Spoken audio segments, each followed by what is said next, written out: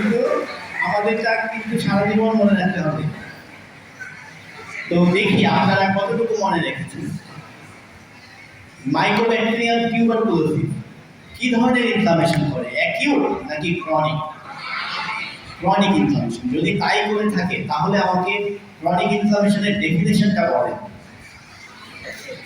আমি একটা ছবি দিয়ে বলছিলাম যে 3টা আঙ্গুল মানে এমন একটা ইনফ্লামেশন যেখানে 3টা জিনিস একসাথে থাকে, এবং এটা তো ক্রনিক মানে কি inflammation of prolonged duration where active inflammation attempt at healing and tissue damage coexist at varying combination. ওকে, এটা হচ্ছে ক্রনিক ইনফ্লামেশনের ডেফিনিশন। উদাহরণ কি? ক্রনিক দুই রকম হতে পারে, একটা হতে পারে নন স্পেসিফিক আর একটা হতে পারে স্পেসিফিক। নন স্পেসিফিকের উদাহরণ হচ্ছে যেমন ক্রনিক কোলেসিস্টাইটিস। গলব্লাডারে যদি কোলেসিস্টাইটিস হয় মাঝে মাঝে ব্যথা করে। ক্রনিক অস্টিওমাইলাইটিস, বোনের ক্রনিক ইনফ্লামেশন। ওকে, নেক্সট হচ্ছে আমাদের স্পেসিফিক। স্পেসিফিক ক্রনিক ইনফ্লামেশনের উদাহরণ হচ্ছে গ্র্যানুলোমেটার ইনফ্লামেশন। ওকে, গ্র্যানুলোমেটার ইনফ্লামেশন। তাহলে আমরা জানি যে এই যে ক্রনিক ইনফ্লামেশন কার কার দ্বারা? 1 নম্বরে কি বলবো দেখেন লেখা আছে, ও যাবে না, ও আচ্ছা, ওই একই জিনিস আমরা অলরেডি করে আসছি যে কি জিনিস পাবো? 3টা জিনিস। Active inflammation. এখন অ্যাকিউট ইনফ্লামেটরি সেল কোনটা? নিউট্রোফিল। আর chronic inflammatory cell monocyte, macrophage এবং সবচেয়ে বেশি কি লিম্ফোসাইট। তাহলে সেটাই পাওয়া যাবে এই ইনফ্লামেশনের মধ্যে মর্ফোলজিতে। নেক্সট হচ্ছে টিস্যু ডিস্ট্রাকশন। টিস্যু ডিস্ট্রাকশন বলতে আমরা কি বুঝি? আপনাকে ডিস্ট্রাকশন বলতে কি বুঝি? আপনি আপনার যে মুখ সেটা যদি মুখটাকে চেঞ্জ করে একটা গাধার মুখ লাগিয়ে দিই তাহলে কি সেটা ভালো হলো আপনার জন্য নাকি খারাপ হলো? তাহলে ডিস্ট্রাকশন, তাই না? নর্মাল যে আমাদের টিস্যু থাকবে সেই টিস্যু যদি replace by fibrous tissue, okay, normal tissue replace by fibrous tissue, তাহলে সেইটা হচ্ছে আমাদের আর স্ট্রাকচারটা নর্মাল থাকলো না, সেইটাকে আমরা বলছি ডিস্ট্রাকশন, টিস্যু ডিস্ট্রাকশন। ওকে, তাহলে ফাইব্রোসিস সেটা হচ্ছে টিস্যু ডিস্ট্রাকশন। আর নেক্সট হচ্ছে অ্যাটেম্প্ট এট হিলিং। আমরা যখন অ্যাকিউট ইনফ্লামেশন পড়েছি তখন আমরা কিন্তু বলেছি যে একবার যদি আপনি প্লেনে ওঠা শিখেন, ইউটিউব থেকে শিখলেন, এখন ওঠার পরে জানলেন যে প্লেন আকাশে উড়ে গেছে, এখন আপনি তো ল্যান্ডিং করা শিখেন নাই, কি হবে? হবে? তাহলে আপনার ইনফ্লামেশন যদি শুরু হয় তাহলে কিভাবে শেষ হবে সেটাও জানতে হবে। ইনফ্লামেশন শেষ হবে তখনই যখন আমাদের ইনফ্লামেটরি এজেন্ট ইজ এলিমিনেটেড। এখন ইনফ্লামেটরি এজেন্টকে আমরা মেরে ফেলেছি, কিন্তু ইনফ্লামেটরি এজেন্টের কারণে যে মেডিয়েটরগুলো এসেছিল সেগুলো কি থাকবে না চলে যাবে? তাহলে ইনফ্লামেশন তো ততক্ষণ চলতে থাকবে। তখন কি হবে? আসলে ইনফ্লামেটরি যে মেডিয়েটরগুলো ছিল সেগুলো হচ্ছে শর্ট লিভড, 6 ঘন্টা আয়ু। তার মানে যদি নতুন করে সেই ইনফ্লামেটরি এজেন্ট নতুন করে যদি মেডিয়েটরকে ডেকে না নিয়ে আসে তাহলে কিন্তু আর আমার নতুন করে আর ইনফ্লামেটরি মেডিয়েটর আসতেছে না, 6 ঘন্টার মধ্যে শেষ হয়ে যাচ্ছে। তাও মেনে নিলাম। এখন সমস্যা হচ্ছে এই মেডিয়েটরগুলো আবার কাদেরকে ডেকে নিয়ে আসছে? মেডিয়েটরের কাজ কি? সেলকে ডেকে নিয়ে আসছে, তাই না? নিউট্রোফিল, ম্যাক্রোফিল এইগুলা সেলকে ডেকে নিয়ে আসছে। তাহলে এখন উপায়, এই ইনফ্লামেটরি সেলগুলো তো আর যাবে না, অ্যান্টি মেডিয়েটর তো কিছু নাই যে এগুলোকে আবার দূরে সরিয়ে দিবে। তাহলে ইনফ্লামেশন বন্ধ হবে কিভাবে?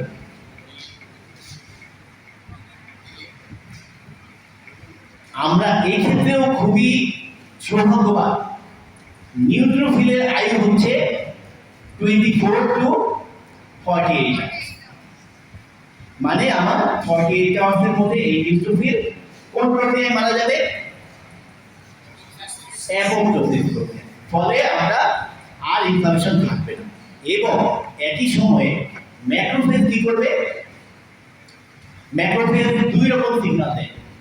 একটা সিগন্যাল হচ্ছে ক্লাসিক্যাল পাথওয়ে। সেই পাথওয়েতে সিগন্যাল দিলে সে আরো বেশি বেশি ইনফরমেশন করতে পারবে, যেমনটা ঘটে আমার এই টিউবারকুলোসিস। যেহেতু টিউবারকুলোসিস জীবাণুকে মারা যায় না। আর আরেকটা হচ্ছে অল্টারনেট পাথওয়ে। সে বলবে stop codon, stop information and start healing. Okay, healing start হয়ে যাবে, ফলে আমাদের ইনফ্লামেশন বন্ধ হবে। তাহলে অ্যাটেম্পটেড হিলিং, হিলিং যখন শুরু হবে তখন সেখানে কি পাওয়া যাবে? কি টিস্যু? টিস্যু না, কি টিস্যু দিয়ে হিলিং হয়? আপনার কাছে একটা রোগী নিয়ে আসছে, বড় একটা ক্ষত, কি দেখে বুঝবেন যে এটা হিলিং হচ্ছে? Granulation tissue. Very good, granulation tissue. Okay, granulation tissue দেখলে আমরা বলবো যে অ্যাটেম্পটেড হিলিং। গ্রানুলেশন টিস্যুটার নাম এরকম হলো কেন? না, গ্রানুলোমার সাথে সম্পর্ক নাই। এটা হচ্ছে গ্র্যানুলার ডটেড ডটেড। কেন ডটেড? কারণ এখানে নিউ ব্লাড ভেসেল তৈরি হয়। নিউ ব্লাড ভেসেলগুলো এমন যে টাচ করলে কি করবে? ভেঙে যাবে, ব্লিড। ওকে, তাহলে ব্লিডে প্লিজ ডোন্ট টাচ। ওকে, এখন আমরা জানবো যে কে কে ক্রনিক ইনফ্লামেশন করে। এক নম্বরে হচ্ছে একটা সবচেয়ে কমন যে জীবাণুটা পারসিস্টেন্ট ইনফেকশন করে, টিউবারকুলোসিস। আরো অনেক ইনফেকশন আছে, কমনটা দিলাম। নেক্সট হচ্ছে ইমিউনিটি। আমাদের বডি অনেক সময় আমাদের নিজেদের বডির বিরুদ্ধেই ইমিউনিটি করে, যে সেগুলোকে বলি আমরা অটো ইমিউন ডিজিজ, যেমন রিউমাটয়েড আর্থ্রাইটিস। এটা তো আমাদের বডিরই একটা ভুল হয়ে শিখতে ভুল হয়ে, ফলে সে কি বন্ধ হবে? বন্ধ হবে না, সে ক্রনিক চলতেই থাকবে। নেক্সট হচ্ছে prolonged exposure two potentially toxic agent. আমাদের বডিতে একটা হার্মফুল এজেন্ট, টক্সিক এজেন্ট প্রবেশ করবে, সেটা মাল্টিপ্লিকেশন করবে না, কিন্তু আমাদের ইমিউন সিস্টেম কি করবে? তাকে চেষ্টা করবে এলিমিনেট করার, কিন্তু পারবে না। যেমন সিলিকা যদি একবার প্রবেশ করে সে কিন্তু আর বের হবে না। আবার আপনার এই যে ট্যাটু করেন না, ট্যাটু করার সময় কি করা হয়? সেখানে কার্বন প্রবেশ করে দেয়, সেটাও কিন্তু সারা জীবন থেকে যায়। এখানে একটা granulomatous chronic inflammation. Okay, next, তাহলে গ্র্যানুলোমেটাল ইনফ্লামেশন হচ্ছে একটা special type of chronic inflammation, তাই না? তাহলে কি জিনিস সেটা? It is a special type of chronic inflammation characterized by formation of granuloma. সেখানে গ্র্যানুলোমা পাওয়া যায়, সেটার নামই হচ্ছে গ্র্যানুলোমেটাল ইনফ্লামেশন। তাহলে হোয়াট ইজ গ্র্যানুলোমা? কজ ওইগুলাই একই, টিবি লেখকে এগুলা। হ্যাঁ, what is granuloma? Focus of chronic granulomatous inflammation characterized by collection of activated macrophage। ওই যে বললাম টিবি জীবাণু প্রবেশ করেছে, সে তো ওই যে ম্যাডাম যে দেখাচ্ছিলেন যে আমরা কি করি? ফ্যাগোসাইটোসিস, তাই না? ফ্যাগোসাইটোসিসের স্টেপগুলো কি?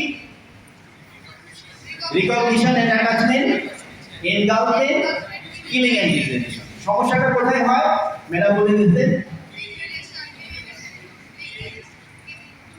কিলিং এন্ড ডিগ্রেডেশনের আগে। এনগালমেন্টের পরে কি তৈরি হবে? ফ্যাগোজোম, তার সাথে লাইসোজোম এসে ফিউশন করবে। এই ফিউশনটা হয় না, এর ফলে কি হয়?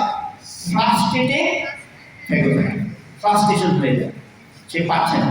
তখন সে কি করে?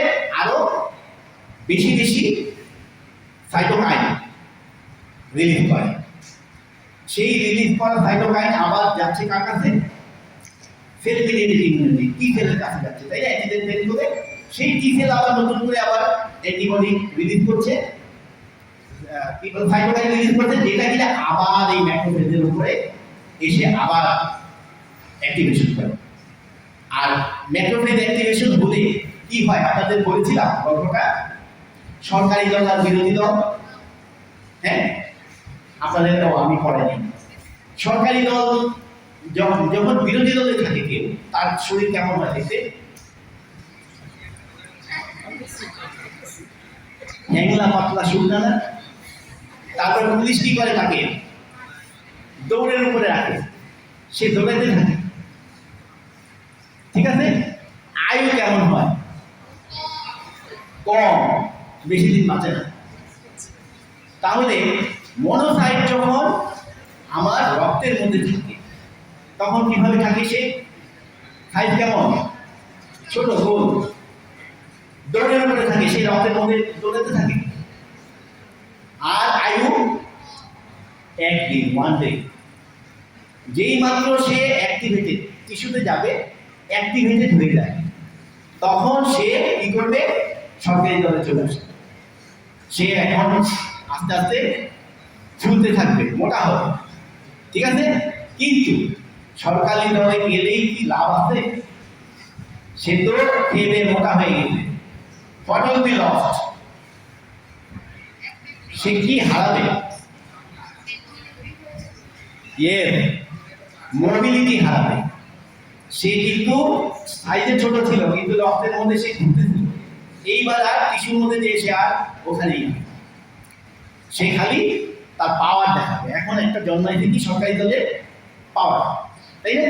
সে কি করবে? সে বড় বড় আসতে না, তার যে সাইটোকাইন সে সমানে রিলিজ করতে থাকে।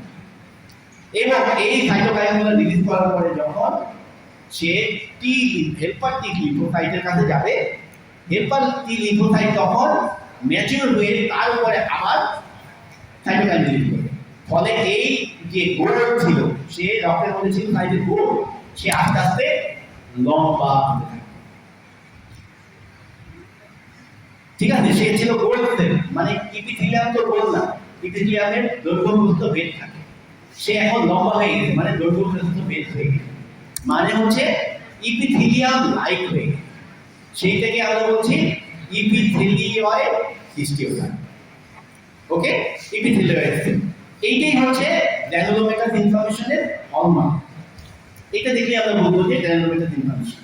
তাহলে গ্র্যানুলোমা মানে হচ্ছে collection of or aggregation of activated macrophage that is transformed into epithelioid histiocyte surrounded by। এখন সারাউন্ডিং এ কি থাকবে? সে কি করেছিল? সাইটোকাইন রিলিজ করে কাকে ডেকে নিয়ে আসছিল? ওই যে T cell, helper T cell, surrounded by mononuclear lymphocyte. অনেক সময় হবে কি এইরকম ইপিথেলিয়াল সেলগুলো থাকতে থাকে, এক সময় ফিউশন হয়ে যাবে, তখন কি তৈরি হবে? Giant cell. এটা হচ্ছে inflammatory giant cell, multi nucleated giant cell. একটার মধ্যে দেখা যাবে যে 20টার মতো নিউক্লিয়াই থাকে। এই নিউক্লিয়াইগুলো অনেক সময় কি হয়? ইউ শেপ অথবা ঘোড়ার অশ্বক্ষুরাকৃতি শেপ অথবা ক্রিসেন্টিক শেপ থাকে। সেটাকে আমরা বলি ল্যাংহ্যান্স জায়ান্ট সেল, যেটা কিনা আপনার থাকে কোথায়? টিভিতে। আর হতে পারে কি ফয়েল বডি, ওই যে সিলিকা, এটা তো একটা ফয়েল বডি, তার বিরুদ্ধে যদি জায়ান্ট সেল তৈরি হয়, সেটা হচ্ছে এই নিউক্লিয়াসগুলো হেফাজার দিয়ে থাকে, সেটাকে বলি আমরা ফয়েল বডি জায়ান্ট সেল। ওকে, তাহলে গ্র্যানুলোমা আমরা শিখে ফেললাম। সেন্ট্রালি কি হয়? সেন্ট্রালি হয় হচ্ছে একটা নেক্রোসিস। আমরা আবার তাহলে প্রথম চ্যাপ্টারে চলে গেলাম। নেক্রোসিসের বেসিক টাইপ কি কি আছে? কোয়াগুলেটিং, লিকুইফ্যাক্টিং। তাহলে হোয়াট অ্যাবাউট ক্যাজিয়াস নেক্রোসিস? এটা কি ধরনের নেক্রোসিস? এটা একটা special type of coagulating necrosis where the cell tries to preserve its outline। কোয়াগুলেটিভে আউটলাইন থাকে না, এখানে চেষ্টা করা হয় বাট ফেল, পুরোপুরি ধরে রাখতে পারে, ফলে একটা কমন বর্ডার তৈরি। তার চারিদিকে কি পাওয়া যাবে? এই নেক্রোসিসের চারিদিকে দেখা যাবে যে আপনার একটা ইনফ্লামেটরি বর্ডার থাকবে। ওকে, কারণ যদি ইনফ্লামেটরি সেলগুলো আসবে সেটা গেল। তাহলে অ্যামোর্ফাল স্ট্রাকচারে গ্র্যানুলার ডিগ্রি, তারপর হচ্ছে উইদিনে ডিস্ট্রিক্ট ইনফ্লামেটরি মার্কার। ওকে, এখানে গ্র্যানুলোমার ছবি দেখতে পাচ্ছি, আপনারা কি চিনতে পারতেছেন? হ্যাঁ, চেনা যাচ্ছে না কারণ এটা লো পাওয়ার, তাই না? এই জন্য চিনতে পারবেন না, আমি কিন্তু চিনে ফেলছি। এখন যারা আমার মতো প্যাথোলজি চলতে চান ওরাও চিনে ফেলবে, আমার সাথে দেখা করবেন, আমি চিনিয়ে দেবো, শিখিয়ে দেবো।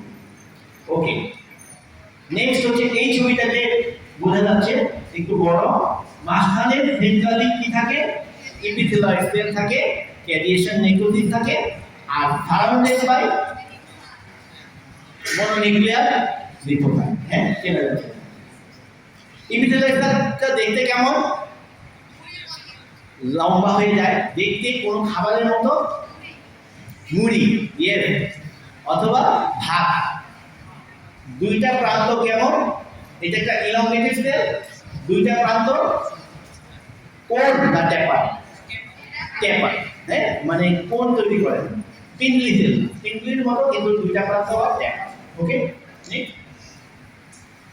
আমরা এখন এটা একটা গ্র্যানুলোমার ছবি দেখতে পাচ্ছেন, ওই যে মাঝখানে কিন্তু অনেক এপিথেলিয়াল সেল আছে, হ্যাঁ, মুড়ি। তারপর নেক্সট, এখন আমরা ডায়াগনোসিস করব। ডায়াগনোসিস করতে গেলে আমরা যদি আমাদের স্যাম্পল পাওয়ার করে, তাই না?